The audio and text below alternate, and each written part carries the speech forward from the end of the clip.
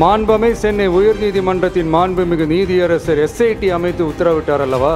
அந்த உத்தரவை ஏதோ சட்டத்தின் மீதும் நீதி பரிபாலனத்தின் மீதும் மரியாதை கொண்டவர்கள் போல ஒரு நாடகத்தனமான கொண்டாட்டத்தை திமுகவும் திமுகவிற்கு ஒத்து ஊதுவோரும் நடத்தி கூத்தாடி குதூளித்தனர் அல்லவா? தாவேகாவிற்கு எதிராகவும் நமக்கு எதிராகவும் உயர்நீதிமன்ற மாண்புமிகு நீதியரசர் தீர்ப்பளித்து விட்டதாக விதந்தோதி விழா எடுத்தனர் அல்லவா? அந்த உத்தரவை குறித்து சொல்லும்போது எந்த ஆவணத்தின் அடிப்படையில் அந்த உத்தரவு அமைக்கப்பட்டது? நான் கேட்கல, உச்சநீதிமன்றம் கேட்டிருக்கிறாங்க. The judgment is completely silent about how learned single judge arrived at such a conclusion and what material was pursued by the court என்று உச்சநீதிமன்றம் உரத்த குரலில் கேள்வி கேட்டது. அப்போதும் கூட உச்சநீதிமன்றத்தில் திமுக அரசுக்காக வாதாடிய அறிவார்ந்த மூத்த வழக்கறிஞர்கள் பதில் சொல்ல இயலாமல் வாய் மூடி மௌனம் காத்ததை நாடே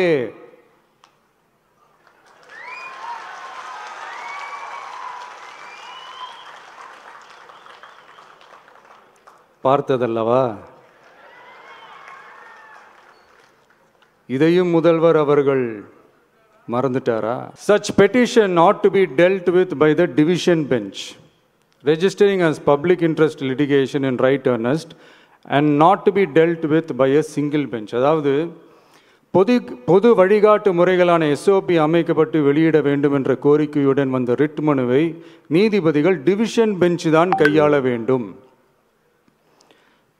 தனி நீதிபதி பெஞ்ச் கையாளக்கூடாது என்றும் உச்சநீதிமன்றம் சொன்னதல்லவா? அது மட்டுமா, கோரிக்கையே இல்லாமல் SIT அமைக்கப்பட்டது எந்த வகையில் சரி என்றும் கேள்வி எழுப்பியது உச்சநீதிமன்றம்.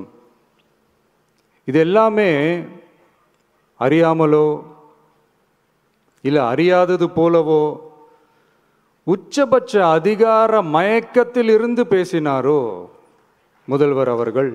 மனிதாபிமானம், அரசியல் அறம், மாண்பு இதெல்லாம் எதுவுமே இல்லாம வெறும் பேச்சில் மட்டுமே பேசிக்கிட்டு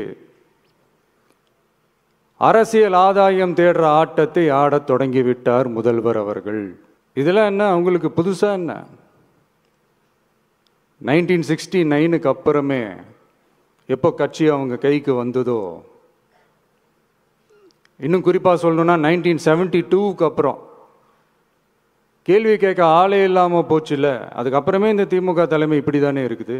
இப்போ நாங்கள் கேட்டோமே இந்த சில கேள்விகள்லாம், இதெல்லாம் நான் கேட்கல, சுப்ரீம் கோர்ட் கேட்டிருக்கு. இதனால் என்ன புரிய வருது?